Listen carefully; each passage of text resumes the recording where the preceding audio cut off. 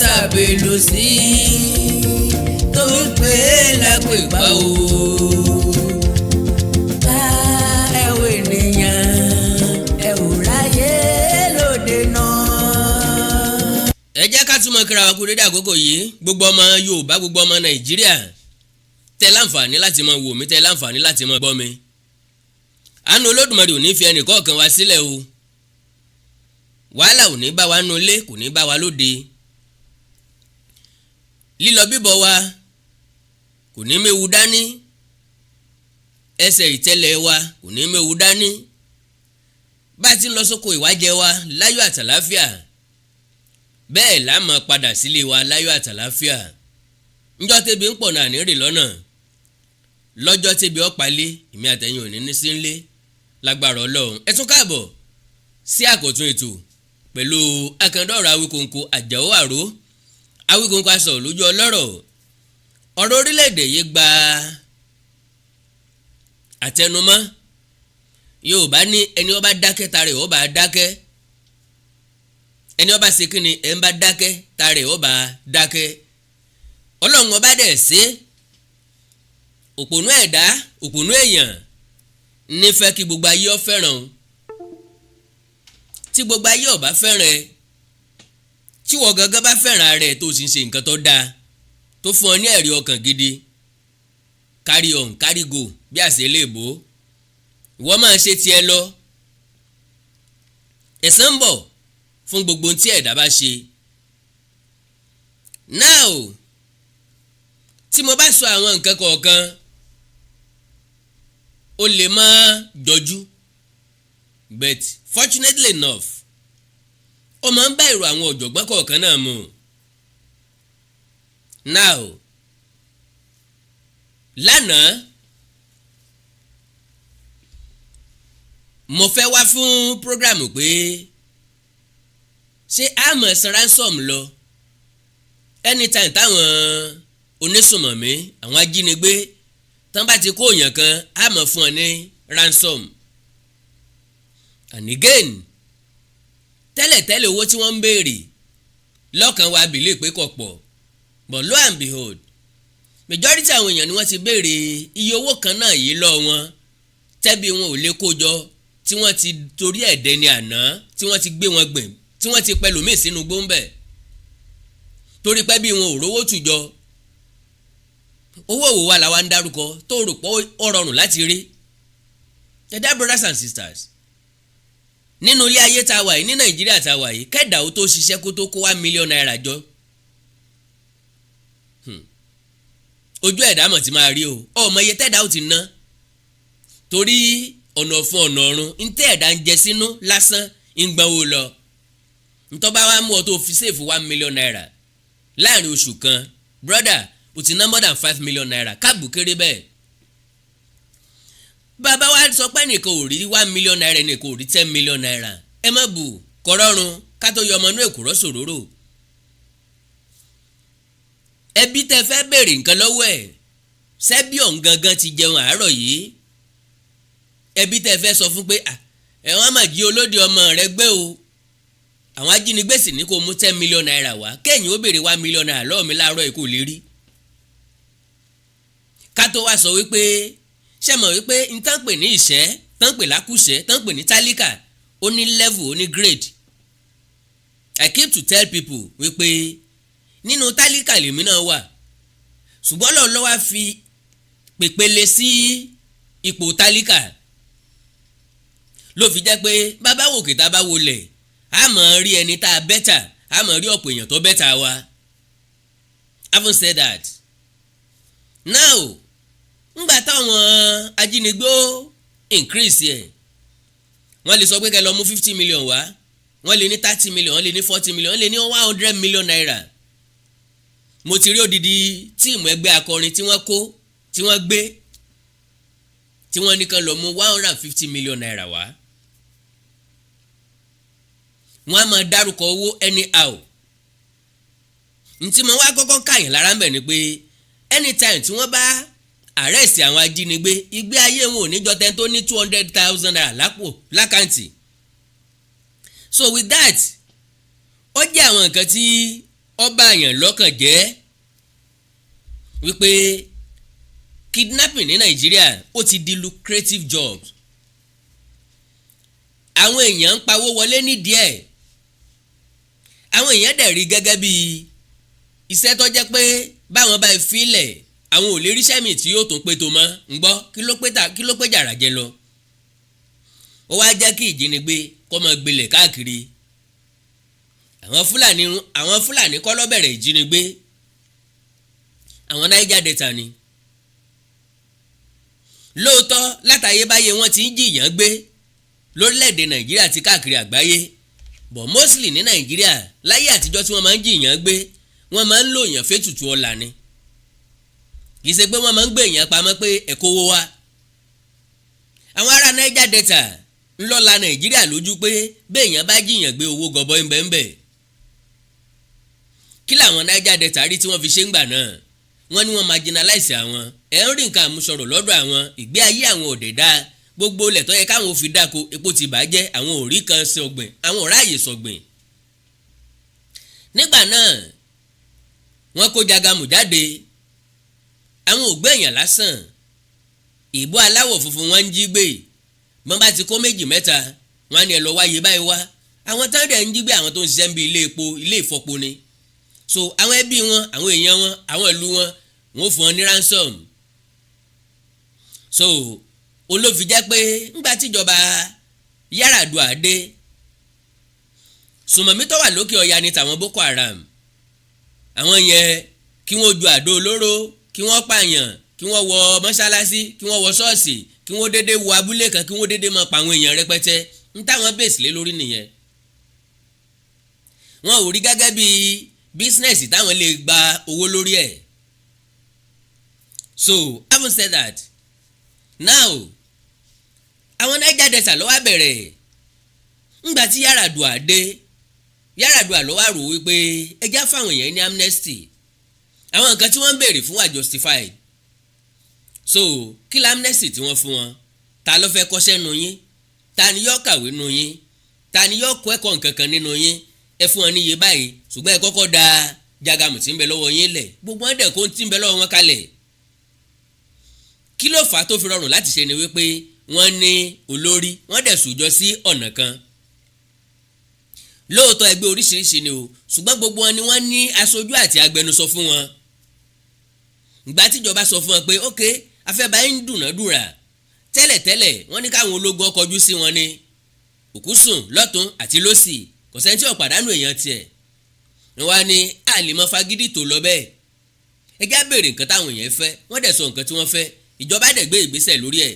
Látìgbà náà níjọba ti yan iye owó kan tí wọ́n pè ní NNDC àbí Niger Delta bí ó yá ẹ má bínú mi ò rántí ó sápá mi lórí.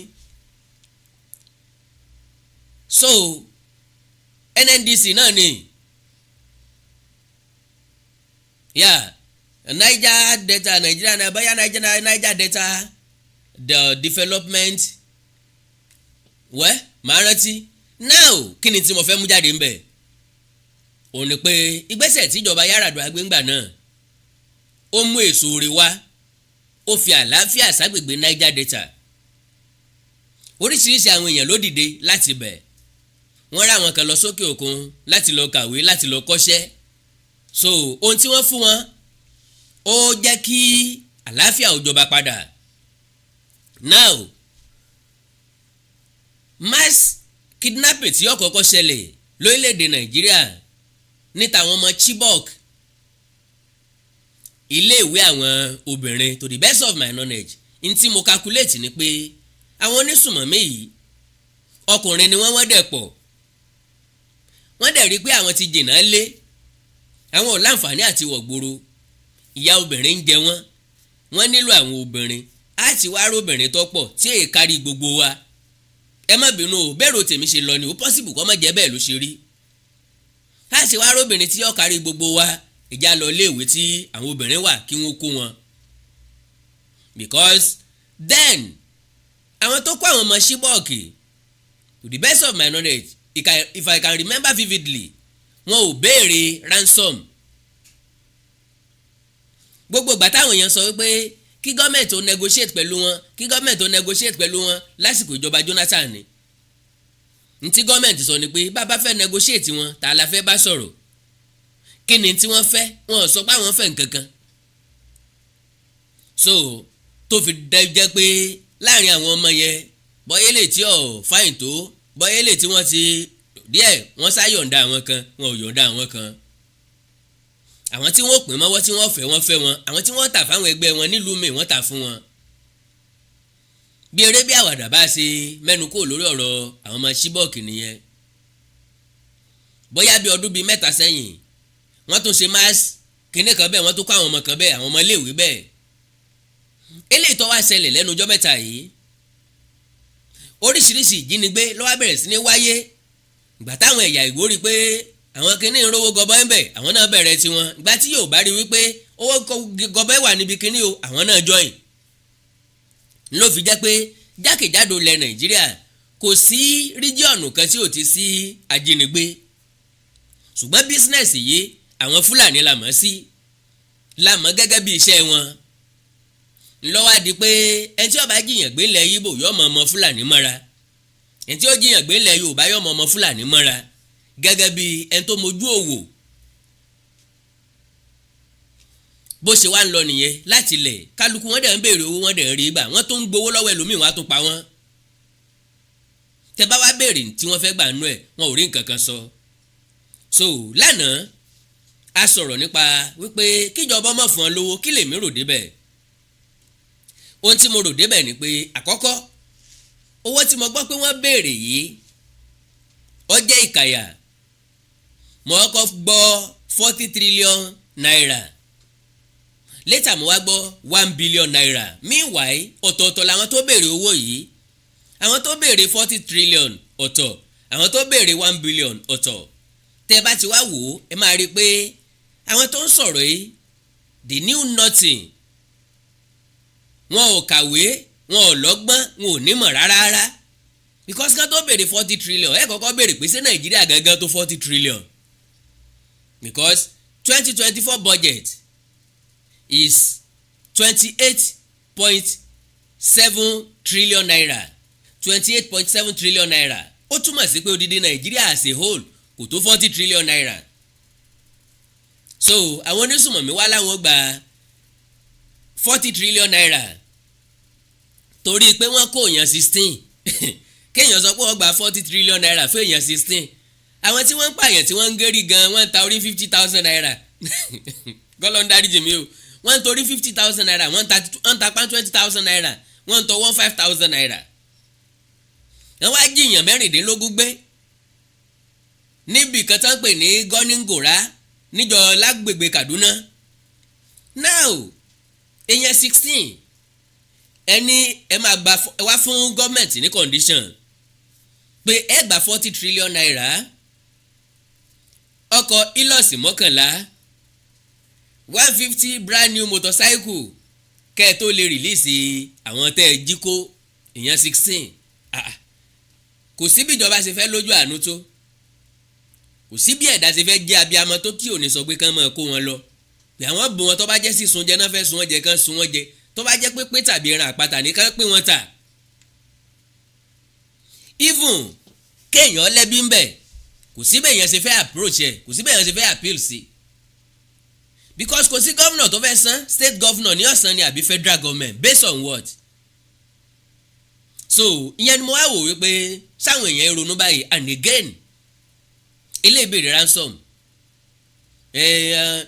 gẹ́gẹ́ bí abiyamọ ẹ jẹ́ kí ìjọba fún wọn o kí wọ́n release ẹni ẹlẹ́ni torí pé ọlọ́mọ ń bẹ̀ ni torí pé òléèyàn ń bẹ̀ ni torí pé ìsara ilé ẹ̀wọ̀n jí gbé ni ọ̀jẹ́ kọ́ láàánú lójú gbogbo táìmù yẹn ti lọ o gbogbo táìmù yẹn ti ṣe kínni gbogbo àkókò yẹn ti lọ ìkìlọ̀ tá a ṣe fún kálukú ni pé kí kálukú ọmọ rìn sí pasẹ̀ ibi tí wọ́n ti jí gbé because anybody tán bá rí jí gbé nísìnyí bí ìgbà tó fira rẹ̀ sọfà ní bí ìgbà tó fira rẹ̀ ṣòfò ni kò sẹ́ni tí yóò san ransom fẹ́ nìkankan mọ́ fífún ọ ní ransom ńlá fi ń bọ́ wọn fífún ọ ní ransom ńlá fi ń fún ọ lówó láti tún lọ dira sí láti ra nǹkan ìjà ogun sí bí ẹni pa ń equip wọn sílẹ̀ fún jàgbọ́n míì tí ń bọ̀ lọ́jọ́ iwájú ni. à ń fífún ọ ní ransom láfi encourage àwọn míì wípé kìíní lówó lórí o ẹ̀yin náà lè ṣe. fífún ọ ní ransom lọ́jẹ́ kóríṣiríṣi àwọn èèyàn máa parọ́ pé ẹ wá jí mi gbé kẹ́sì bí ẹni pé ẹ jí mi gbé family mi lówó díẹ̀ ẹ bá ń pè wọ́n. ọwọ́ sì to the extent pé ó pastor ó ń jíra ẹ̀ gbé pamọ́ ọmọ ń jíra ẹ̀ gbé pamọ́ wọ́n wá bẹ̀rẹ̀ sí ní yọ àwọn parents ẹ̀ lẹ́nu pé a ti gbọ́ ọmọ yín o 15 million naira lásìgbà bí bẹ́ẹ̀ bá kọ́ àpọ̀ ọmọ yín ìyá àti bàbá ọmọ sáré kiri oríṣiríṣi ọ̀pọ̀ àṣírí ló padà tú wípé àwọn èèyàn ìyàwó ń jíra ẹ̀ gbé pamọ́ ọkọ gangan ń jíra ẹ̀ gbé pamọ́ káwọn ará ilé ó lè mọ sáré káàkiri kíyàwó lè mọ sáré káàkiri kí gbogbo èèyàn ó lè mọ forí sọra wọn pé wọn ò gbọdọ̀ pa wọn ti ní wọn pa kán mọ̀ bá pa ẹja sáré owó. Gone were those days kò sí ẹni tí yóò san ransom fẹ́ nìkankan mọ́. So wọ́n wá láwọn kó ọmọ 285 or 287 or so wọ́n láwọn fún ìjọba 20 days wọ́n máa lapse ní March 27. So àwa wo nǹkan tí ó ṣẹlẹ̀ yẹn ló wá gbé mi wá lánàá mo fẹ́ bẹ̀rẹ̀ program wa rí news yẹn pé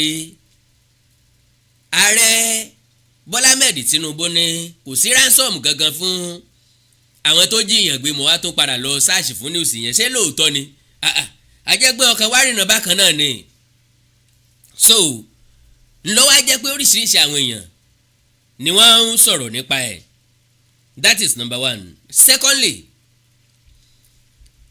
nígbà tí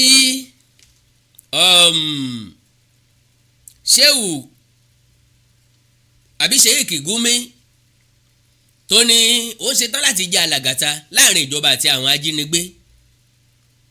Now Senator Shehu Sani ó náà fèsì bí tá a fèsì ó tẹ̀sí bí tá a tẹ̀sí. Only payment of ransom encourages kidnapping in this country. When payment of ransom stops, abduction stops. Ransom feeds the monster of kidnapping. Paying ransom saves some lives and endangers others, but it is difficult to convince the families of hostages not to pay ransom when the lives of their loved ones are at risk. Bandits and terrorists are thoroughly evil forces that must be humiliated. We must find a way to prevent kidnapping as much as possible. Ẹgbọ́n kò tiẹ̀ o, but it is difficult to convince the families of hostages not to pay ransom.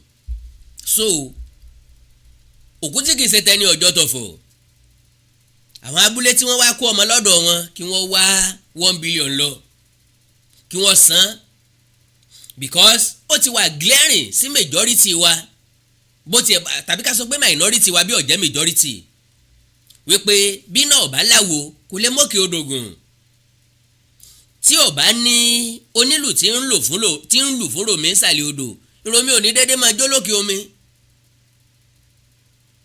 bí ó bá sọ nílù kòkòrò tí ń jó lẹ́bàá ọ̀nà nínú igbó kò ní máa dédé mú jójó because bẹ́tí ọ̀gbọ́lù ara yìí jó bẹ́tí ò sì gbọ́lù ìsídà ká máa fọkàn lùlù tàbí ká máa fẹnu lùlù ká tó bujó sí èèyàn kan ò ní dédé máa jó láì fẹnu lùlù láì fọkàn lùlù láì finú lùlù láì fohùn lùlù. So ti yé wa wípé àwọn àgbààgbà lókè ọya wọ́n mọ̀ nípa ìjínigbé tí ń wáyé especially massed one. Kí ló dé tán fi ń ṣe bẹ́ẹ̀ tí kì í bá ti ń sàwọn ní ń bẹ lórí ìjọba gẹ́gẹ́ bí ààrẹ. Ọlọ́run ló wá mú Bọ́lá Tinubu láti ṣe ààrẹ Nàìjíríà ó jẹ́ kó oríṣiríṣi àṣírí ó bẹ̀rẹ̀ sí ní tú oríṣiríṣi ọ̀nà wọn sán kọ́ mọ́ bá fi débẹ̀. Mo ti sọ́rí wípé ta la lè sọ pé ó dìbò fún Tinubu tó fi wọlé kò sí region tó gbé wọlé kò sí èèyàn ńláńlá tó gbé wọlé kò sí godfather tó gbé wọlé ni mo fi pè ní godfather without godfather. Godfather tí ò ní godfather ni Bọ́lá Ahmed Tinubu because gbogbo nǹkan ló work against ẹ̀ you work against him gbogbo àwọn tó súnmọ́ tó ràn lọ́wọ́ rí wọ́n work against ẹ̀ ẹgbẹ́ work against ẹ̀ ilẹ̀ Yorùbá work against ẹ̀ ilẹ̀ Yíbò work against ẹ̀ Niger Delta work against ẹ̀ Haúsá Fúlàní work against ẹ̀ ṣùgbọ́n kádàrá ò work against ẹ̀ láti wá ṣàtúnṣe ó lè yí tíkẹ́tíkẹ́ lónìí ọ̀la ń bọ̀ wá dùn yọ́ bọ̀ wá dán because Bọ́lá Tinubu gbọ́dọ̀ correct àwọn kankan kó tó kú lórí àlééfà. So wọ́n ti wá ráwọn ìgbésẹ̀ tó ń gbé wọ́n wá ń wóríṣiríṣi ọ̀nà láti yọwọ́ kílàńkó Àkànbí ọmọ lódòdẹ kúrò nínú ìjọba. Sòtán bá ti yọwọ́ kílàńkó ẹ̀ àwọn Haúsá Fúlàní ó tún fi sọ pé a kó àwọn ló tún kàn láti ti wá dojú ẹ̀rú padà níbi tó bá tún ṣe dé wọ́n tún wá bàjẹ́ dé. Ìyẹn la bá débi budget padding.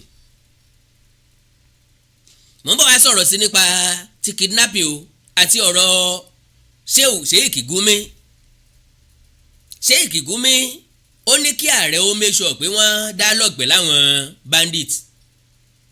Má kà àwọn nǹkan kan tó sọ mo kà kan lánàá àbí ṣùgbọ́n Sheikh Gumi jẹ́ kó yé wa wípé ó easy láti rí àwọn bandits àti terrorists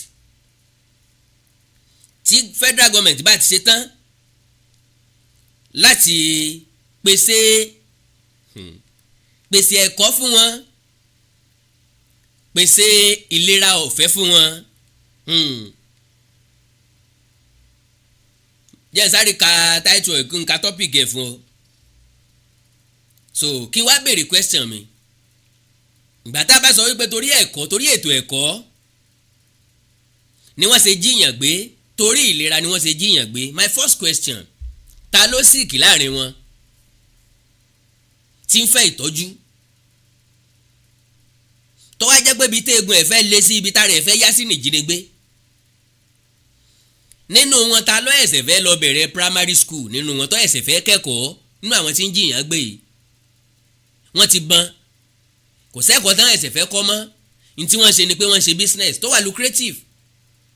Kò sẹ́dá kan tí wọ́n ẹ̀sẹ̀ kọ́ wọn níwèé ṣé tẹ́ bá kọ́ wọn níwèé nísìnyí káwá sọ pé NC ni wọ́n lọ wọ́n ó ṣe iṣẹ́ tíṣà wọ́n mọ̀ gba 30,000 lóṣù ẹni tó ti ń jìyàn gbé títí ń gba 10 million 20 million 50 million. Àbá ń rò pé dìdì ní gbogbo wa ni sáró pé gbogbo ala ò dẹ̀ ronú èwo dẹ̀ ní sọ́nà òògùn ni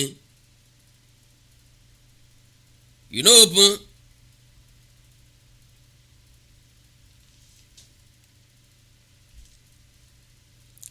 So to the best of my knowledge Sheikh Gumi tíjọba ò bá bẹ̀rù ẹ̀ ó yẹ kí wọ́n pè fún questioning. Ó ń sọ̀rọ̀ pẹ̀lẹ́nu méjì ó ń sọ̀rọ̀ bí ẹni pé àǹjẹ̀nú làwọn ajínigbé yìí ó sì tó ń sọ̀rọ̀ bí ẹni pé àmọ́bi tí wọ́n wà. Ó ń sọ̀rọ̀ bí ẹni pé àmọ́bi tí wọ́n wà ó ń sọ̀rọ̀ bí ẹni pé àmọ́bi tí wọ́n wà. Ó ní we are seeing ilé tí mo fẹ́ tí mo ní mo fẹ́ kà gan wà open báyìí o. Ó ní we are seeing that these bandits are getting more and more vicious. Before, they didn't do what they do. Now, they are heading to softer targets, as the military man has said.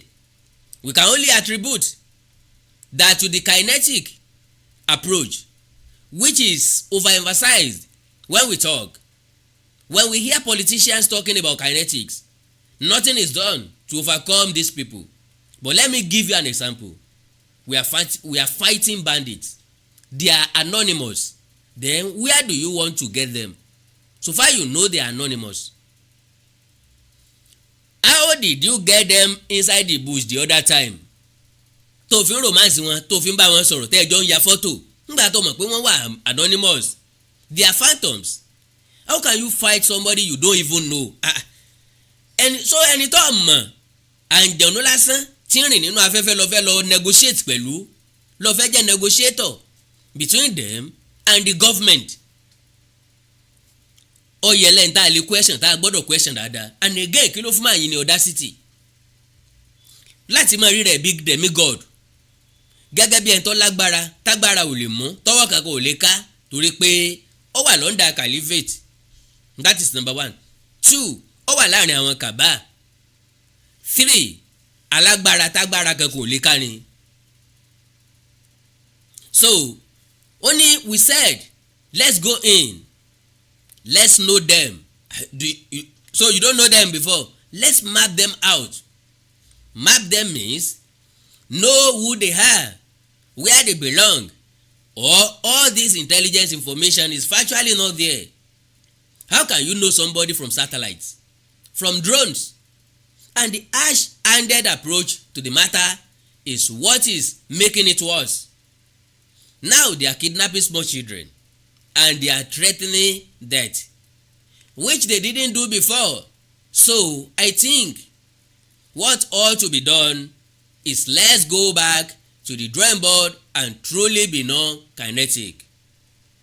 You know, when we had victims, now in tó ń gbìyànjú àti sọ ò ní pé kí federal government ó máa lo kánjúkọ approach, and federal government eléyìí ti decide already kánjúkọ approach ló máa lò. We want to see the action after that 20 days. So now gbogbo agbára àti ipá làwọn ará òkè ọya ń sà láti bàjọba yìí jẹ́ mọ́ Bọ́lá Ahmed Tinubu lọ́wọ́. Oríṣiríṣi nǹkan náà ń ṣe láti tánìṣe méje. Gbogbo agbára wọn ni wọ́n ń sà láti push àwọn èèyàn lù against ìjọba Bọ́lá Ahmed Tinubu, so that tá a bá frustrated to some level, to some length, wọ́n lè máa sọ̀rọ̀ nípa ìyọnípò. Ṣé ẹ gbàgbé wípé àwọn sẹ́nẹ́tọ̀ látòkè ọya lọ́pọ̀ jù, House of Rep members látòkè ọya lọ́pọ̀ jù, and táwọn sẹ́nẹ́tọ̀ yẹn bá fẹ́ sọ̀rọ̀ they always speaks with one voice. Wọ́n ní we senators from the north. So now Senator Ningi àbíkíní ń jẹ́ òun ló sọ̀rọ̀ nípa budget padding ẹjá ṣe lálàfíbọ̀, and again bí yẹn náà ṣe relate mọ́ ọ̀rọ̀ aṣíwájú Bọ́lá Ahmed Tinubu. Ó ní wọ́n pàdé budget wípé nínú 28.7 trillion naira táwọn fẹnukò pẹ̀lú lórí bọ́jẹ̀tì wọ́n ti pàdé ẹ̀. Kí là ń pè ní budget padding? Budget padding ó túmọ̀ sí pé ká tọwọ́ bọ bọ́jẹ̀tì kó lè bá àfẹ́fọ̀ igun kan tàbẹ́yà kan. Original budget ń bẹ ńlẹ̀, ẹ ti pàṣẹ sáwọn èèyàn kan, àwọn sẹ́nitọ̀ lè pàdé budget, ààrẹ lè pàdé budget, senate president lè pàdé budget. How? Ó dàbí ẹni pé gbogbo àwọn asòfin pátápátá náà máa fẹnu kò lórí àwọn projects tí wọ́n fẹ́ invest owó lé lórí. Èèlò la invest lórí project kọ̀ọ̀kan, north ni, south ni, east ni, west ni àti bẹ́ẹ̀ bẹ́ẹ̀ lọ. So tí wọ́n bá ti wájọ fẹnu kò lórí àwọn nǹkan tó jẹ́ kànpá tàbí tó gbọ́dọ̀ wà nínú bọ́jẹ̀tì ọdún kan, ẹ mọ̀ pé quarterly ní budget execution máa ń wà. Àwọn kan first 3 months, second 3 months, third 3 months and the last 3 months. So bóun náà ṣe wá ń pàdé budget ò ní pé nípa yíyọ kúò nínú main budget tàbí vc ṣàfikún ẹ̀ látọwọ́ àwọn èèyàn kan tàbí látọwọ́ ẹnìkan táwọn tó kú ọ̀dẹ̀ mọ̀, because bóyá wọ́n gbé bọ́jẹ̀tì fún ọ nísìnyí pé kó go through ẹ̀ ó wá ṣàfikún ẹ̀, like wọ́n allocate bóyá ní ministry ẹ̀ tàbí ní project tó propose wọ́n allocate 10 billion naira sí. Ìgbà tí kinní ọ̀hún wá padà dọ́dọ̀ ẹ̀ ó wá lọ yí 10 billion naira sí 100 billion naira, ó ti pàdé ẹ̀. Bóyá pẹ̀lú ìrànlọ́wọ́ àwọn èèyàn kan tí ẹjọ́ wà nílé ìgbìmọ̀ tàbí o perfect ẹ̀ fúnra lára ẹ̀. So n tí Senator Ningi ń sọ ni pé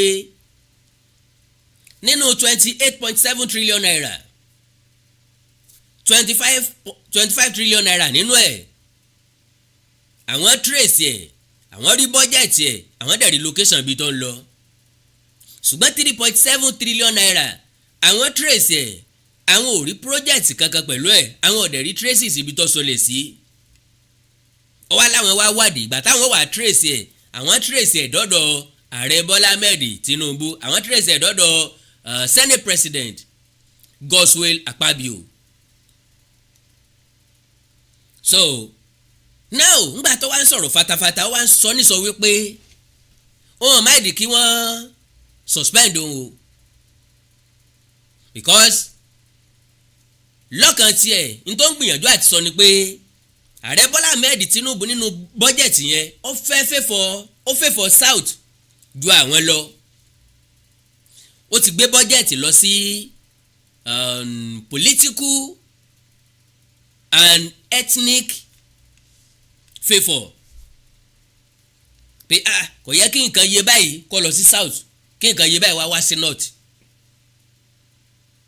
yóò wù mí ká ẹ gbọ́rọ̀ lẹ́nu tiẹ̀ gangan fúnra lára ẹ̀ ṣe mọ̀ pé ìyẹn gbẹnu ọlọ́kùnrin mọ ogun then ká wá padà sí bone of contention wa gangan méjèèjì náà ló wọnú ara wọn o n tí mo fẹ́ mú jáde ńbẹ̀ ni wípé wọ́n ń ṣe gbogbo eléyìí gbogbo nǹkan tí Senator Ningi sọ yìí láti against láti tàbùkù láti fa ìjọba Bọ́lá Ahmed Tinubu wálẹ̀ ni this same north ni wọ́n lóúnjẹ ńlé ni wọn ò kó wá sí south ni wọ́n fẹ́ mọ́ export ẹ̀ fáwọn neighboring country náà fẹ́ mọ́ ta fáwọn neighboring country why because wọ́n fẹ́ kí ebi ọ̀pá one south ká lè bá a pariwo ní wọ́tọ̀ ọ̀dẹ̀ jẹ́ dìdìrín ọmọ Yorùbá náà ń sun pé ebi ń pa wá o síjọba tẹ́lẹ̀ ríjọba tó le bí eléyìí rí táwa bẹ̀rẹ̀ sí ní sọ fún pé pẹ̀lẹ́pẹ̀lẹ́ la fi pàmùkúrò abẹ́ ni o ẹjẹ́ àdẹ́lẹ̀ o ká má jẹ́ kó jẹ́ pé voice wa ni yóò gòkè wọ́n fẹ́ against wa àwa náà ni wọ́n wá ń lò láti against ara wa àwa náà dẹ̀ ń dance to their tune àwa bẹ̀rẹ̀ sí ní sọ̀rọ̀ pé ẹjẹ́ àtẹ̀kẹ̀ yìí sì nísìn ariwo ti rọlẹ̀ àgbọ̀n kankan mọ́ o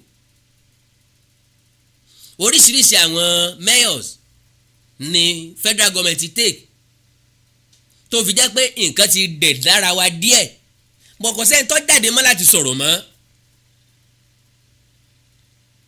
ráìsì ti kúrò ní 85,000 naira ó ti di 60 or 60 something thousand naira àsàtànà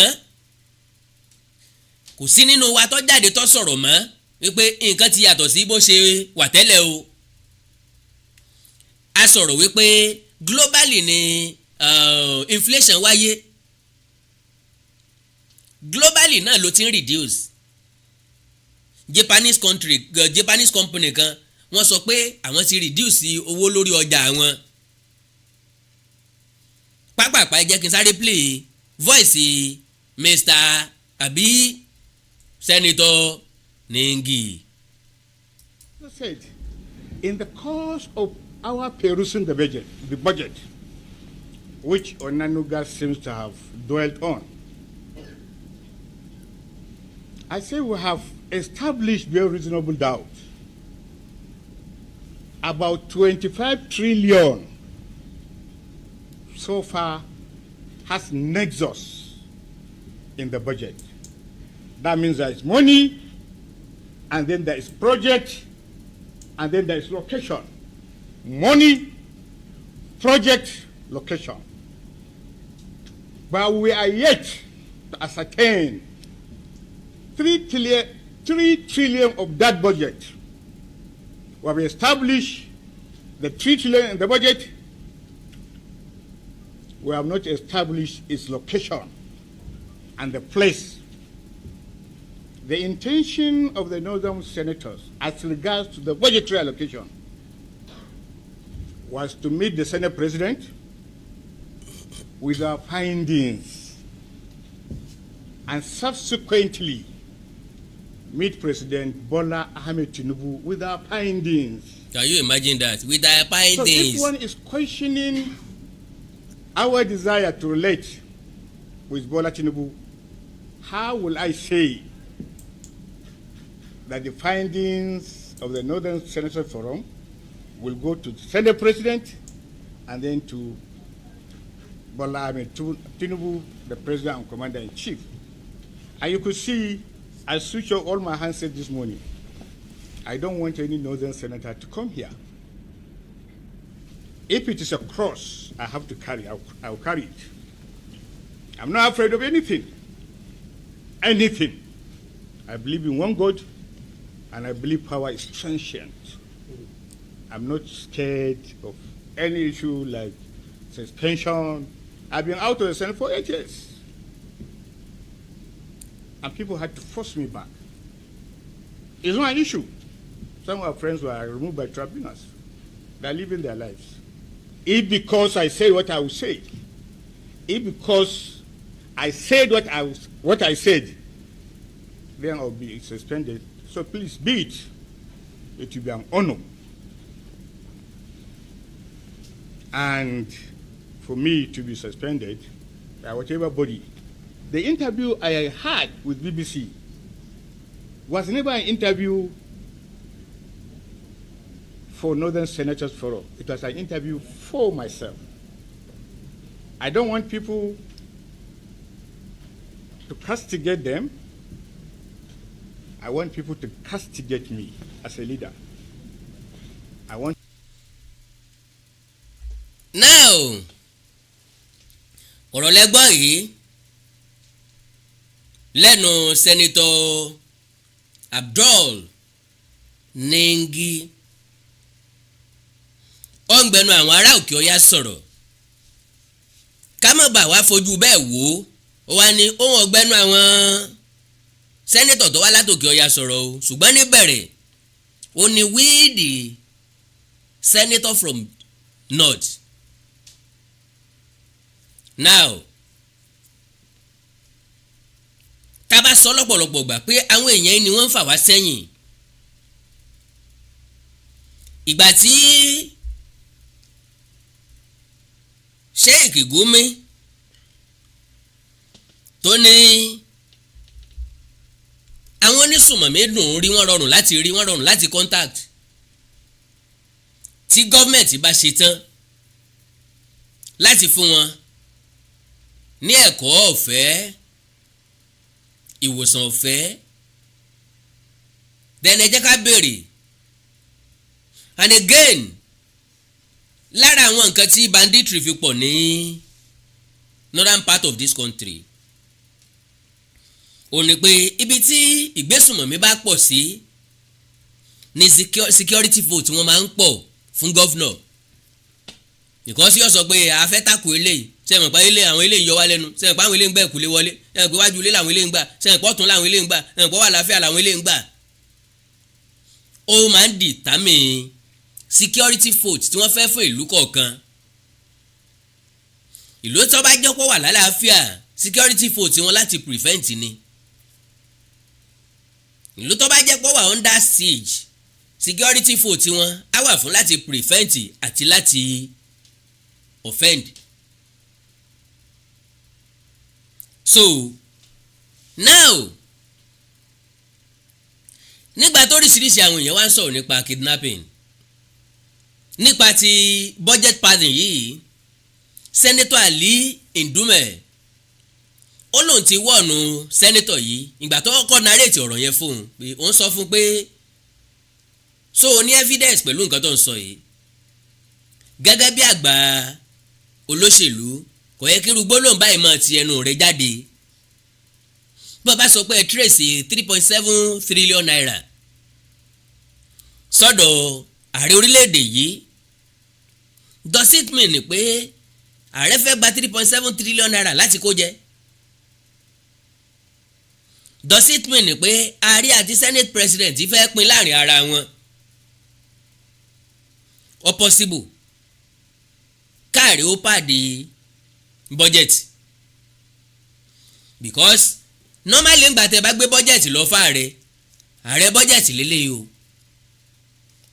ntẹ́ ẹ ṣe látàyè ara yín lẹ ti ṣe possibly ààrẹ lè ní àfikún àti àyọkúrò.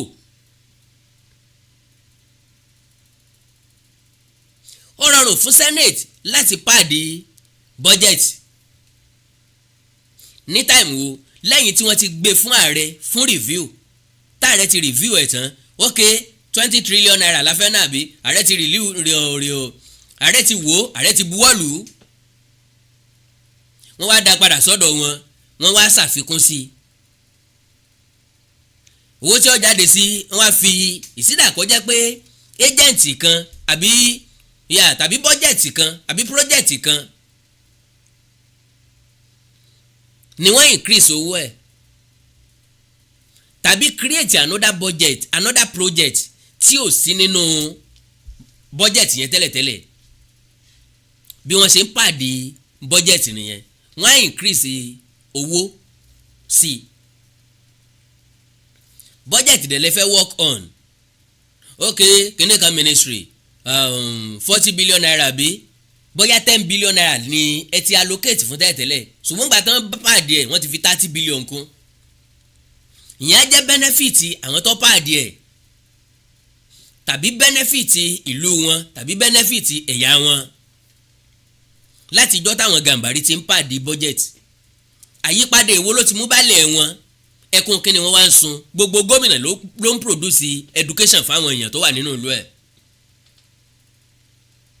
sáwọn teacher schools wọn ṣé wọn ò gba salary kí ni iṣẹ́ tí wọ́n ń ṣe wáyé tí yẹn fi jẹ́ avenue tàbí excuse láti kidnap àwọn èèyàn láti máa béèrè fún huge ransom bí rélé tán béèrè yìí 1 billion naira for what?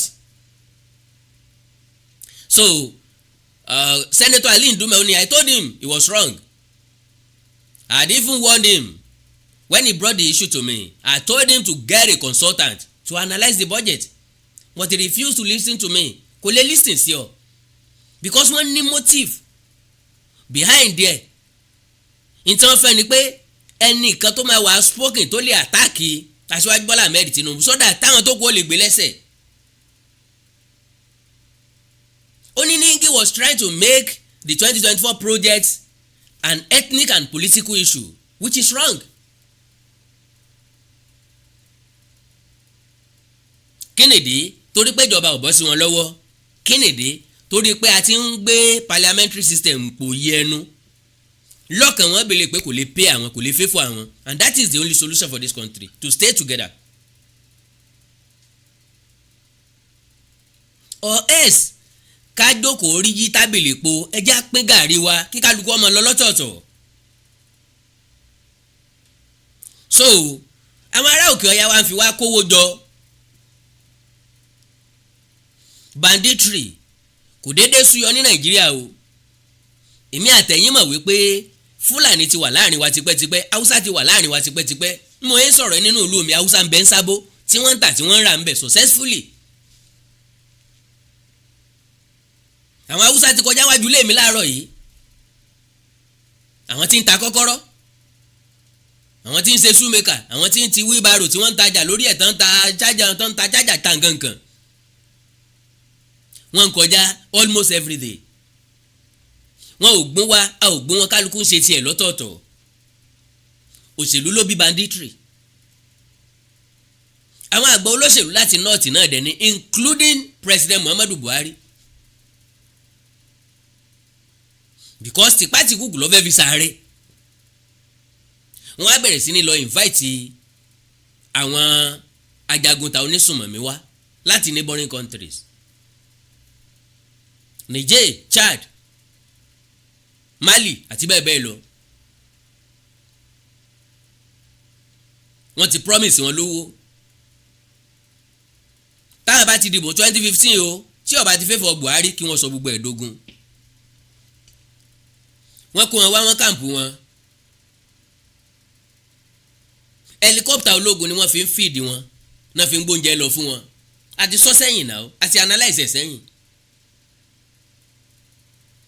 Helicopter ológun why? Torí pé àwọn lọ́hẹ̀dì gbogbo àwọn kí ló rúkọ àwọn ministry yẹn gbogbo gbà yẹn.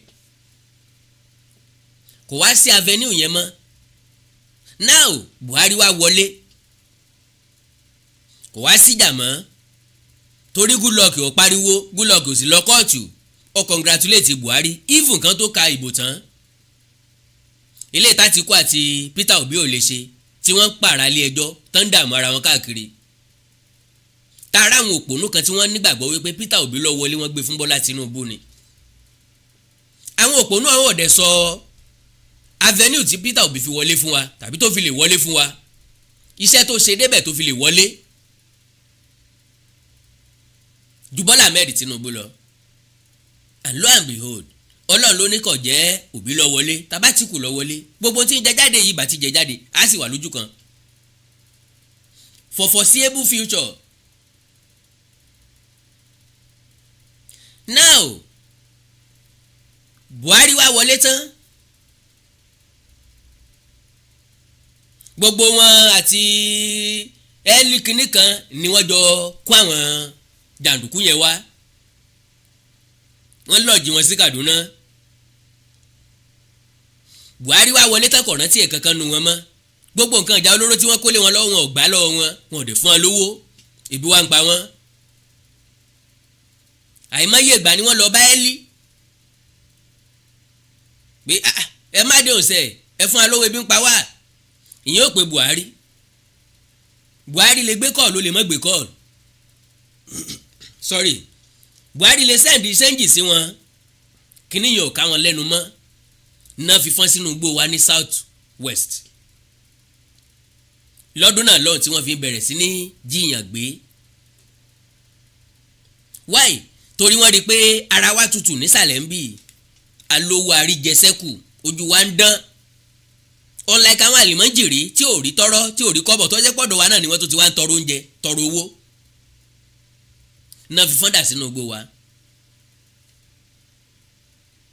náà fi bẹ̀rẹ̀ sí jiyàn gbé, pa àwọn èèyàn rẹpẹtẹ, àtáàkì mọ́tò káàkiri. wọ́n dẹ́ ń bèrè rásọ̀ máa dẹ́ ń san fún wọn nígbà yẹn torí pówó wà, ṣùgbọ́n nísìnyí kò wá sówó, ojú everybody wá le,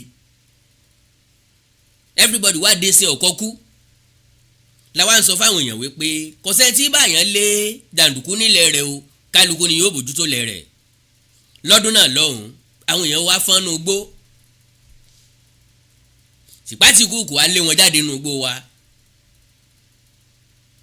ọ̀nà rẹ̀ tí ò sí rìn, ọ̀nà Ìbàdàn tí ò sí rìn, ọ̀nà Wàràjà tí ò sí rìn, ọ̀nà Èkìtì tí ò sí rìn, gbogbo ẹ̀ wá bẹ́tà, kì í sì pọ́ tán. ìdí tí ò fi wá tán ni pé àwọn ọmọ wa náà ti wá bọ́ sí bísínẹ́sì, àwọn náà ti ń pawọ́dà pé ṣe báwọn tó ń ti lọ, ẹ jẹ́ káwa náà take over. so àwọn yẹn ló wá ń yọ̀lú lẹ́nu, ok ẹjẹ́ á pay wọn off, ká sanwó fún wọn. wọ́n wá fẹ́ sanwó fún wọn làwọn wá sọ pé tẹ́ bá pay wá off nísìn ká padà lé, àwọn tá a ti ń sẹ̀ǹdì owó sílé, tínú tìyàwó àtàwọn ọmọ ti ń dùn, tá a ti promise wọn pé iye báyìí la máa mú bọ̀, lè wá lè fẹ́ fún wa ní ṣéǹjì kékeré, àgbà o tẹ́ bá lè fún wa ní 500 billion naira tẹ́ bá rántí ń gbà yẹn. kò sẹ́ni tó lè fún wọn àgbọ̀n kankan mọ́ lórí ẹ̀. nǹkan ìjà tó wà lọ́wọ́ wọn kálukú bẹ̀rẹ̀ sí ní ṣe business tarẹ̀.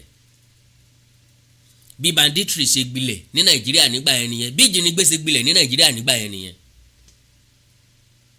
now lẹ́nu ọjọ́ mẹ́ta yìí ni wọ́n rẹ̀ pé last year of 2022 ni gómìnà ìpínlẹ̀ Zamfara ló náà sọ pé ok lẹ́ẹ̀kan mo ní with the promise of educating them, giving them health care, giving them a peaceful life. Ntí Sheikh Gumi tó ń sọ fún ìjọba nìyẹn, a lè rí wọn bíjọba bá ti lè promise pé òun ò fún ọ ní education, òun ò fún ọ ní health care, òun ò fún ọ ní peaceful life. Peaceful life in what sense? n tó ń try láti sọ ni pé that federal government should give them enough money to be self-established, tàbí kí wọ́n bèèsì wọn maybe on monthly payment, bóyá monthly salary or monthly wages or monthly remuneration, débi pé wọ́n máa jẹ wọ́n máa yó wọ́n máa yọkùn lásán síjọba lọ́rùn látàrí pé àwọn onísùnmọ̀mí àwọn ajínigbé tí wọ́n juwọ́ jùsẹ̀ lẹ̀ fúnjọba. So gómìnà ìpínlẹ̀ Zamfara ti mẹ́sẹ̀ rí èèyàn Sanni Yerima nígbà yẹn ó sọ fún gọ́ọ̀mẹ̀ntì pé sofa tí wọ́n fáwọn Niger Delta militant ní kí lórúkọ ẹ tán fún wọn ní ẹran mi létí oh my god kí náà fún wọn gbà yẹn amnesty tán fún wọn ní amnesty pé kò sí nǹkan tí ó ní kí present government kọ́ mọ́ fáwọn bandits ní amnesty kí á pa kẹ́lì bá mọ̀ wípé àwọn segment kan ńlọ wà behind this kidnapping and banditry ní north. àwọn ẹgbẹ́ ọ̀dọ́ lókè ọya tán pè ní Arewa Youth president wọn bá jáde ó ní ìpè tí Yerima ń béèrè ó ní unnecessary and unreasonable ni. Ó ní banditry wọn ò ní legitimate reason fún iṣẹ́ láabi tí wọ́n ń ṣe like Niger Delta militant whose agitations for resource control and good governance was legitimate and reasonable 100%. ẹ ń kó nǹkan lọ́dọ̀ wa ẹ̀ fún wa ní nǹkan pààrọ̀ ilẹ̀ wa ò change ilẹ̀ wa ò yí padà ìgbé ayé wa ò yí padà at our expense ẹ̀dẹ̀ pín ọ̀rọ̀ wa láàrin gbogbo yín. So ó wá ń sọ fún federal government pé kí wọ́n máa negotiate pẹ̀lú àwọn bandits that have paying thousands of innocent citizens and collected millions of naira as ransom. Shettima blamed past governors in the zone and the previous service chiefs for not doing enough to stop the incessant attacks. Mo sọ̀rọ̀ nípa Arewa Youth President. Wọ́n láwọn gómìnà wọn ò ṣe àwọn nǹkan tó yẹ kán ó ṣe. Why waiting for president? Kí ni ipa tí gómìnà ibẹ̀ yẹn ti kó? So àwọn tó jiyàn gbé ní Kaduna, gómìnà Kaduna tẹ́lẹ̀ rí mọ̀ wọ́n, àwọn alágbára Kaduna mọ̀ wọ́n, Sheikh Gumi ọmọ wọn. So he therefore called on the new governor and service chiefs to work in synergy to win the war against banditry and other related crimes within the north, west and other troubled part of the country. So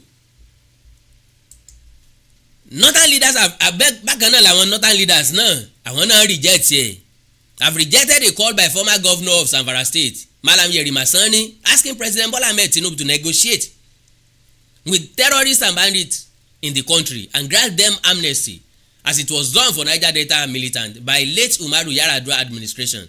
In their narrative views, they argued that some negotiations will continue to fail because the bandits do not have a central command of leadership and they never kept the agreement reached with some of them in the past by some states and communities in the north. Why? Ngbà tí wọn ò nímọ̀ tí wọn ò lóye, ngbà tó jẹ́ gbé lásán ni wọ́n gbọ́, wọn ò gbọ́ gbé lẹ̀ mọ́, lọ lásán ni wọ́n gbọ́, wọn ò gbọ́ pọ́n padà bọ̀, ó ti tó wọn ò gbọ́ yẹn mọ́. How do you negotiate with people like that? The negotiation based on what? Only we tried from 2017 to 2019 but it didn't work because they are not sincere.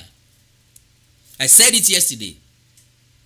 Tẹ́ bá negotiate pẹ̀lú àwọn kan nísìn, another segment yà tó jáde wípé àtàwọn ń kọ́ bẹ́ẹ̀ bá wá dá wọn lọ àwọn náà jẹ́ àwọn èèyàn kan gbé bẹ́ẹ̀ bá wá sọ wípé ṣé bá ti sẹ́tọ̀ àwọn èèyàn wá láwọn ti yẹn nìyẹn o, àwọn táyì àwọn sáìdì òṣìgà nìyẹn o, kò ká wá ń bí báyìí o, ilé la wá tò láwọn lórúkọ tí wá ń bì, àwọn gbọ́ lọ́mọ fọ́ọ̀mù ẹ̀ wà ń sàlẹ̀ ń bẹ̀ yẹn, àwọn kúlómẹ́jà kákò ẹ̀yìn bí báyìí làwọn wà, àwọn ríra ẹ má sọ pé orí yàn àwọn wà lẹ́yìn wa ń bì so támàkì kálukú ò bára wọn mu tí wọ́n lẹ́tí ṣe yẹn òkúta wa o àìjẹ́ bí àwa ò ní káwọn ilé ilẹ̀ o bẹ́ẹ̀ bá tó ti sẹ́tù àwọn yẹn náà àwọn ti bí náà ó tún kó mi àwọn ti bí náà ó tún kó mi. So only they were not sincere. We were compelled to go into that because we realized the security agencies were not doing what they ought to do. Ṣé city security agency bá fẹ́ crunch àwọn tí wọ́n ń gbé bá àwọn tí wọ́n ń jìyàn gbé kí ló tèkì wọn aṣẹ́gun Boko Haram tì for years.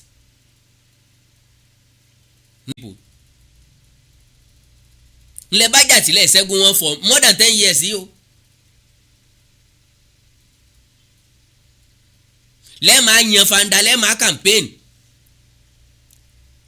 àti wó camp wọn kan we've destroyed militant camp sẹ́yìn ẹ̀ la fẹ́ gbọ́ ni àbẹ́ ẹ̀ ti pa wọ́n rẹ́ so ẹ wá ń ṣẹ́ ogun jà everyday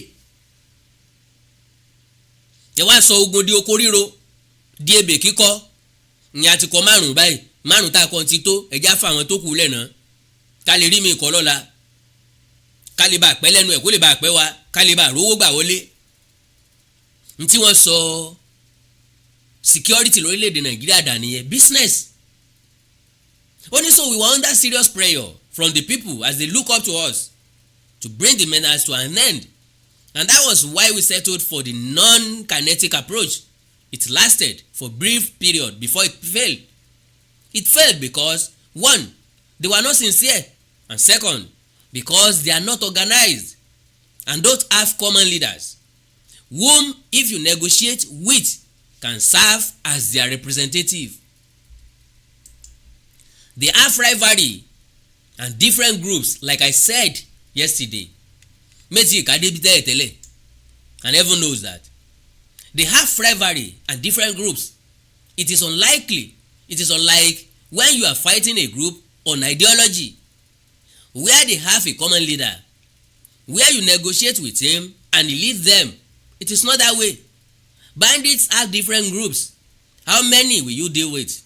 Dealing with some groups and leaving out others will even create more problems. And different groups are emerging day by day. And also, these people are thieves and criminals. If you negotiate with them, what you will give them? Will you be giving them salary or what? Then people who are used to getting huge sum of money, especially with these kidnapping activities. So there is nothing legitimate that they can do to get something close to what they are getting through the kidnapping activities. 100% truth. So it is impossible for these people to willingly accept to leave what they are doing for anything that you promise them, because you cannot promise them what is close to what they are getting. In 2017 to 2019, we tried it and realized money we gave them was used to buy more arms. President Tinubu and his new NSA, Ribadu, should not make the mistake of negotiating with them. So honestly, I don't in any way advise the present leadership of President Tinubu to even contemplate on this issue. What is needed is for all the security agencies to organize a sustained onslaught on these people. If they have to organize the ground and air operations, it is a matter of few months. They are going to deal with these people. 1, they are all locals. 99.9% of people involved in this are local Fulani. Their parents are known. 2, they are not that trained as people may think. Totally. And moreover, the area is an area that is accessible. It is not a difficult terrain. We have locals who could penetrate, provide X-ray, intelligence required, but it has to be well coordinated in such a way that it is done simultaneously. ẹ má bínú. NDT clearing freight and logistics. Iṣẹ́ wọn dára, wọ́n ta sọ́sọ́ wọn kárí ayé. NDT clearing freight and logistics. bá a ṣe kárí ayé bẹ́ẹ̀ ni òye iṣẹ́ yé wa. cargo services wá dúró tán láti nàìjíríà. a ó bá yín gbé nǹkan ránṣẹ́ sí àwọn èèyàn yín ní Europe, UK, US, Canada, Asia lọ bẹ́ẹ̀. gàárì, epo pupa, ẹ̀gúsí, ẹja gbígbẹ, ìgbín, irú, àpọ̀n, aṣọ, ìlẹ̀kẹ̀, àwọn ìwé tó ṣe pàtàkì àti bẹ́ẹ̀ bẹ́ẹ̀ lọ. kò tán síbẹ̀. MDT clearing services lékè téńté. àṣẹ tó ń tẹjọba tá a gbà. ó ń mú àwọn èèyàn yàn wá láàyò láti port. ọwọ́ kan ni MDT á clear kọ̀ńténà yín jáde fún yín. bó ṣe kọ̀ńténà tó kún fún káà lóríṣiríṣi tàbí ohun mìíràn. àwọn òṣìṣẹ́ wa kọ̀ lálá. professionalism wa kò lẹ́gbẹ́. MDT doorstep delivery service náà ò gbẹ́yìn. níbikíbi lágbàáyé àwa gbé ọjà yín fún yín lẹ́nu ọ̀nà yín. MDT tún bá ní rajà. product sourcing ìyẹn ni pé à á ràn yín lọ́wọ́ láti ra ohun tí ẹ fẹ́. à á sì fi ránṣẹ́ sí yín ní kánmọ́ kóbó. ní MDT clearing freight and logistics. akájú ẹ̀ àtò àlétò iṣẹ́ wa yàn ó yanjú lówó péréte. ẹ máa bọ̀ lólulẹ̀ iṣẹ́ MDT ní nọ́mbà 22 Latif Salami Street Ajao Estate Ìkẹjà Lagos. a sì tún ní ẹ̀ka káàkiri orílẹ̀-èdè Nàìjíríà. ẹ bá wa sọ̀rọ̀ 0818-231-1480 àti 0912-907-4004. bákan náà ilé-iṣẹ́ MDT lókè òkun wà ní Toronto, Canada. Please call +1647-289-5364. Website www.mdtfreights.com. MDT Clearing, Freight and Logistics. Assure delivery. mo kí gbogbo etí tó ń gbọ́ wa nílé, mo sì kí gbogbo ojú tó ń wò wá nílé pé ojú tẹ fi ń wò wá ò ní fọ́, etí tẹ sì fi ń gbọ́ wa ò ní di. orúkọ tèmi ni Godwin tí gbogbo ẹ̀yin èèyàn mọ̀ sí ìyá Ìjẹ̀bú. gẹ́gẹ́ bí ẹ ṣe mọ̀ ní ìṣe wa wípé ìlera yín òun ló jẹ wá lógún. a tún ti dé bí a ṣe ń dé o. gbogbo ẹ̀yin tí ẹ ní ìṣòro tó jẹ́ pé ọkùnrin tó dàbí obìnrin nínú ilé, ọkùnrin tí ò lè ṣojúṣe ẹ̀ pẹ̀lú ìyàwó ẹ̀, ẹ kàn sí iléeṣẹ́ Godwin. ẹ̀yin tó jẹ́ pé pépà lẹ máa kà lálẹ́, ẹ má ka pépà mọ́, ẹ kàn sí wa. a ní pákéjì oríṣiríṣi fún yín. a ní 3-in-1, a ní 2-in-1 fẹ́yìn ọkùnrin tó lè jẹ́ tó máa jẹ́ kẹ́ ṣe bó ṣe yẹ kẹ́ ṣe. bákan náà ni ìṣòro tí a ń pè ní arthritis yìí ó ń ṣọkùnrin ó ń ṣobìnrin. orúnkún ríro, ìbàdí ríro, ọrùn ẹsẹ̀ ríro, ẹlòmíì ó lè jẹ́ osteoarthritis lónìí, ẹlòmíì rheumatoid arthritis, ẹlòmíì ìdẹ̀rẹ̀ kò ní lè bẹ̀rẹ̀ mú nǹkan lẹ̀, ẹlòmíì ò lè bẹ̀rẹ̀ kírun, ó ṣeé ṣe kó jẹ́ sciatica ni, ó ṣeé ṣe kó jẹ́ lumbar spondylosis ni, ẹlòmíì ìdẹ̀rẹ̀ arthritis ni. tó bá ti di pé ìbàdí ń ro ẹ̀ ò lè bẹ̀rẹ̀, ẹlòmíì orúnkún ríro, ẹlòmíì ẹsẹ̀ á máa gbóná, ẹlòmíì àpapọ̀ rẹ̀ á máa gbóná, ẹlòmíì ẹsẹ̀ á máa gbọ̀n, ẹlòmíì ara á máa tá, orí á máa tá, àpapọ̀ ara á máa tá. ẹ kàn sí iléeṣẹ́ Godwin ìyá Ìjẹ̀bú.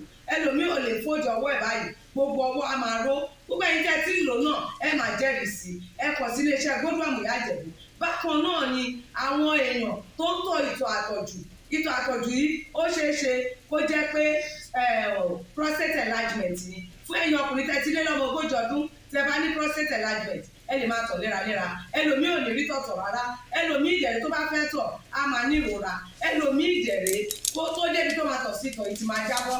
ṣùgbọ́n obìnrin ní a máa tọ̀ léraléra kó tó débi tó máa tọ̀ sí tọ̀ yìí á ti máa jábọ́. ó ṣe é ṣe kó jẹ́ weakness of bladder làwọn ní, àbí kó jẹ́ infection, àbí kó jẹ́ diabetes insipidus tí a mọ̀ sí àtọ̀gbẹ. ìyẹn náà lè fà á ká máa tọ̀ púpọ̀ jù. ẹ kàn sí iléeṣẹ́ Godwin ìyá Ìjẹ̀bú. èyíkéyìí tó lè fà á kẹ́ ẹ máa tọ̀ púpọ̀ jù, ara iṣẹ́ wa ni. lára iṣẹ́ tèmi jogún látọ̀dọ̀ bàbá mi. àtọ̀jù yín gbogbo ẹ̀ ó sì padà sí àyè ẹ̀ bó ṣe tó àti bó ṣe yẹ. bákan náà ni àwọn tó ní hepatitis, ooru inú ẹ̀dọ̀ ni. bọ́tẹ́ hepatitis bá ti pẹ́ lára ó lè ba ẹ̀dọ̀ jẹ́, ó lè fà á kéèyàn ní enlarged liver, ó dẹ̀ lè fa oríṣiríṣi ìṣòro sí ẹ̀dọ̀ yẹn. ẹlòmíì á máa ní àmì bí kínú máa dùn, bí kójú máa pọ́n, kítọ̀ ẹ̀ máa pọ́n. ẹlòmíì dẹ̀ kò ní rámì rárá, bóyá lọ ṣàyẹ̀wò wá kàn sọ fún pé ó wà positive, ẹ kàn sí wa. ẹlòmíì ìdẹ̀rẹ̀ ó lè jẹ́ liver cirrhosis lòun ní, èyíkéyìí tí ẹ ó ìbàjẹ́ ẹ kàn sí iléeṣẹ́ Godwin ìyá Ìjẹ̀bú. bí mo ṣe sọ̀rọ̀ yìí tẹ́ ní prostate, ó jẹ́ prostate enlargement ni, ó jẹ́ prostate cancer ni, ẹ kàn sí wa. pẹ̀lú ògo Ọlọ́run ẹ ní rí bákan náà mọ́. mo ti sọ fún yín gbogbo ìṣòro yòówù kẹ́ ní ewé àti gbòǹkan mélé tí àwọn bàbá wa ń lò láyé àtijọ́ tá a ti gbé kalẹ̀ lọ́nà ìgbàlódé tó sì ṣe bẹbẹ lágbára, òun là ń lò fún ọmọdé àti àgbà. ẹ kàn sí wa, ẹ ní kábàámọ̀ pẹ̀ ṣe bẹ́ẹ̀. ẹ̀rọ ìbánisọ̀rọ̀ mi ni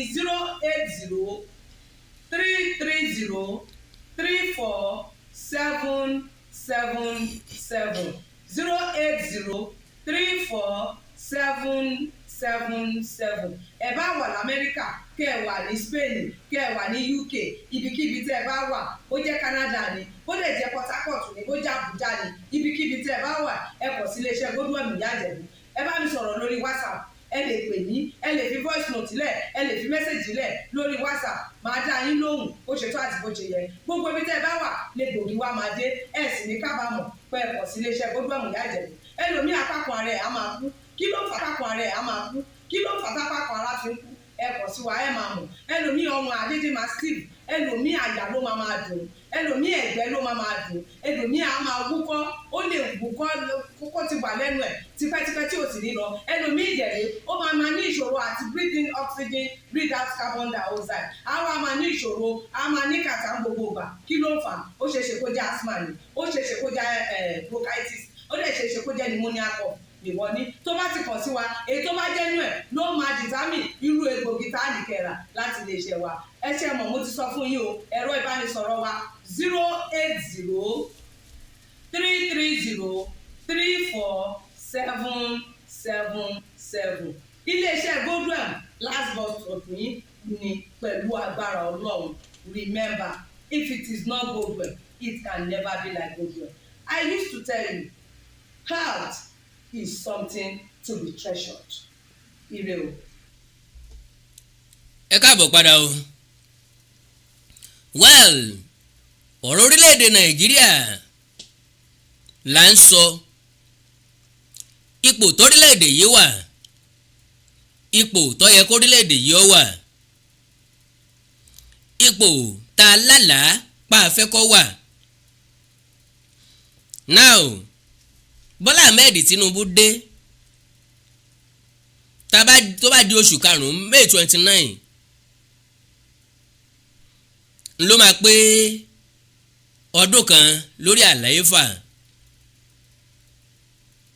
so now oríṣiríṣi ìgbésẹ̀ ló ti ń lọ ní north láti dojú ìjọba ìbolẹ̀ kò yọ àwọn emir kò yọ àwọn sọ́tà wọn lẹ̀ kò yọ àwọn sẹ́nẹ́tọ̀ kò yọ àwọn gómìnà wọn lẹ̀ torí pé ìjọba tí kì í bá ṣèjọba láti north to them kì í ṣèjọba gidi. so gbogbo egun àti agbára wọn wọ́n sà but unfortunately kò ṣeé ṣe. ìbá ti pé wọn kí Bọ́lá Tinubu ọmọ débẹ̀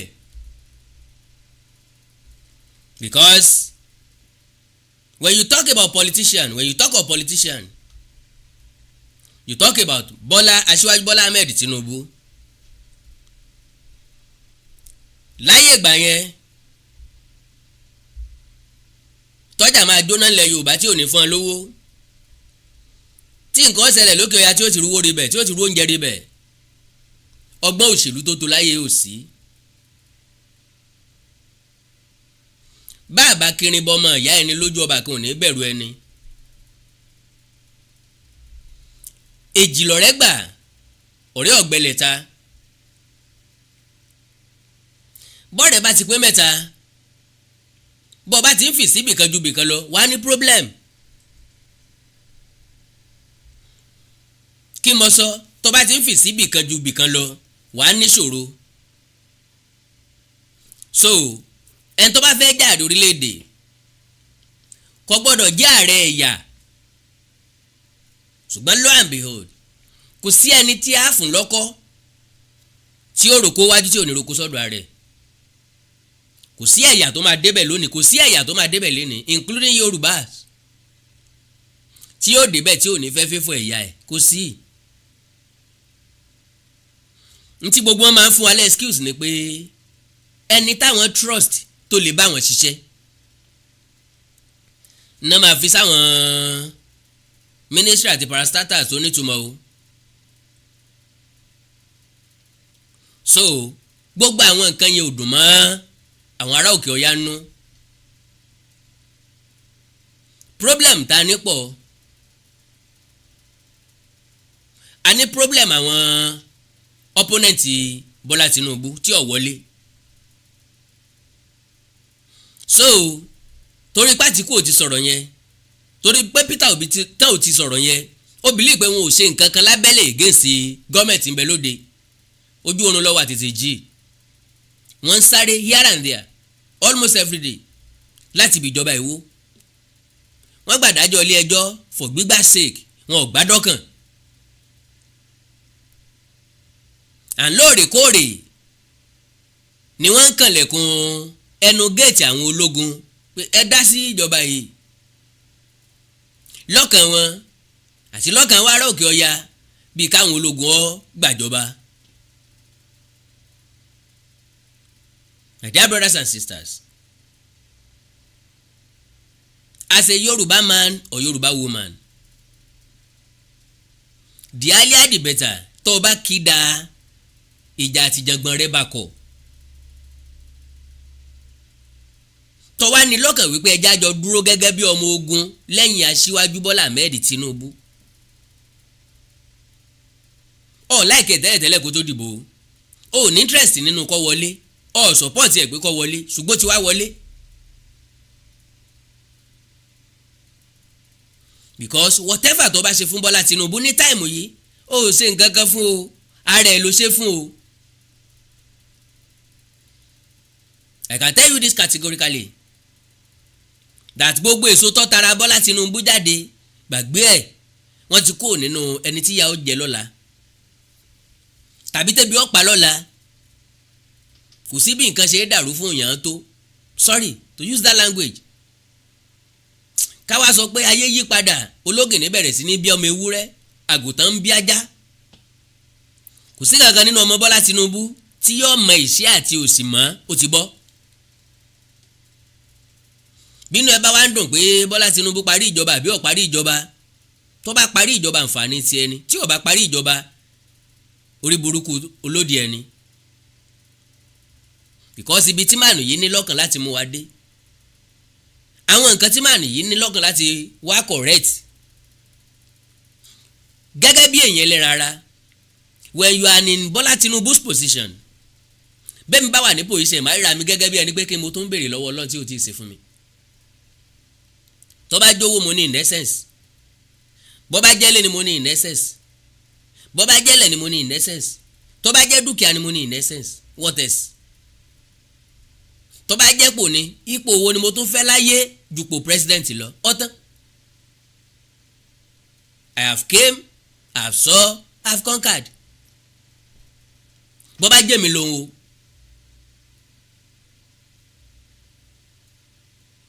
ìṣètì tó lè parí ọdún mẹ́rin kó sọ pé òun ò lọ mọ́, pé òun fẹ́ sinmi, ó ti achieve.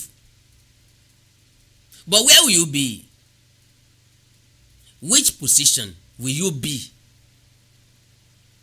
Tẹ́lómi bá ń ṣèjọba yìí tí ì ṣe Bọ́lá Tinubu.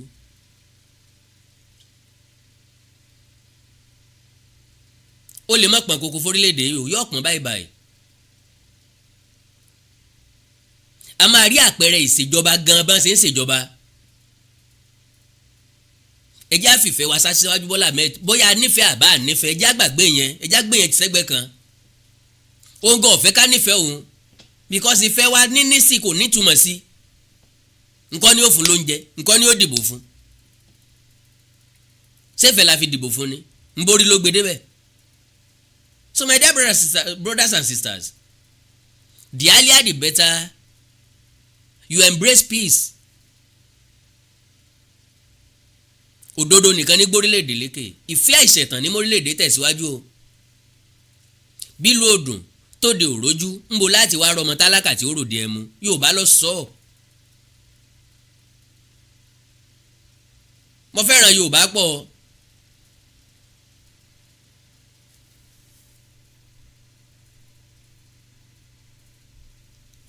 Na Yorùbá tọ́ka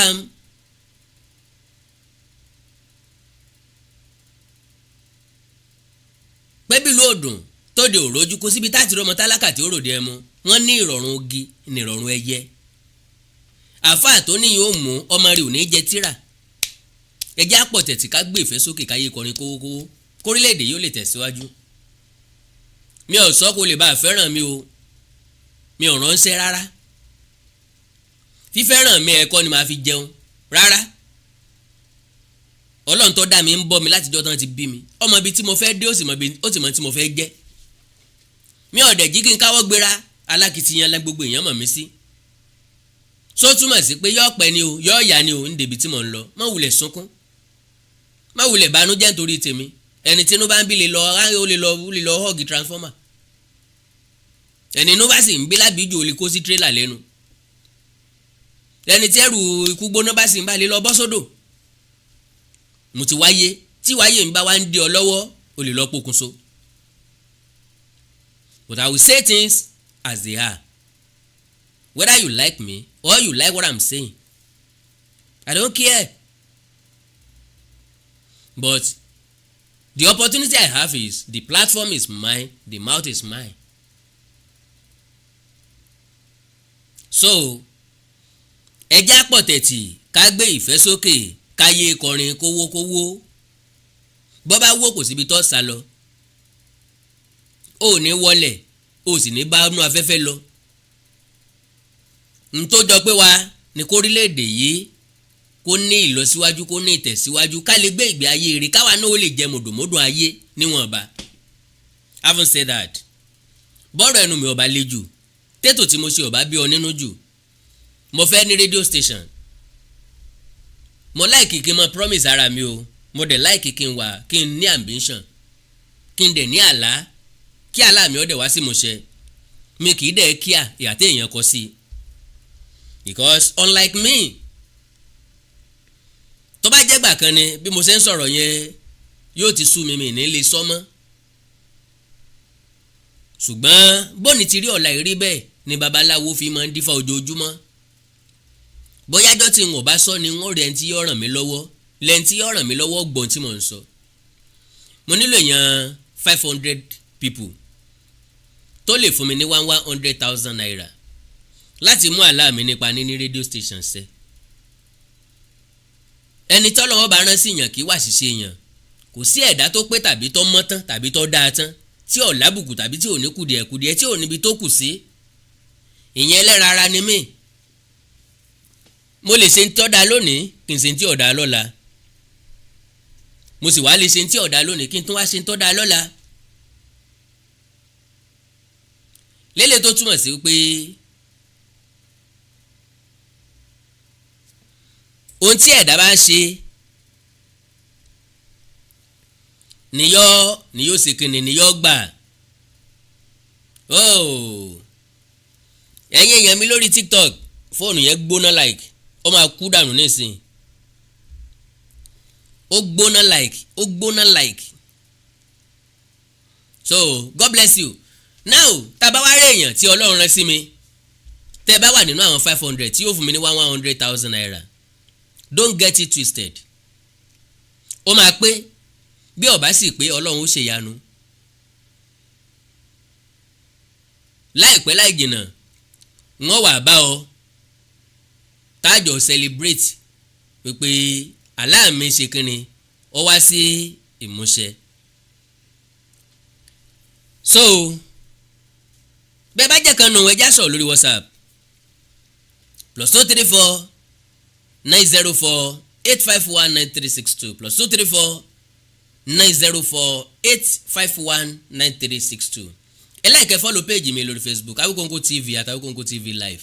Ẹ subscribe sí YouTube channels mi Awikonko TV àti Awikonko TV live.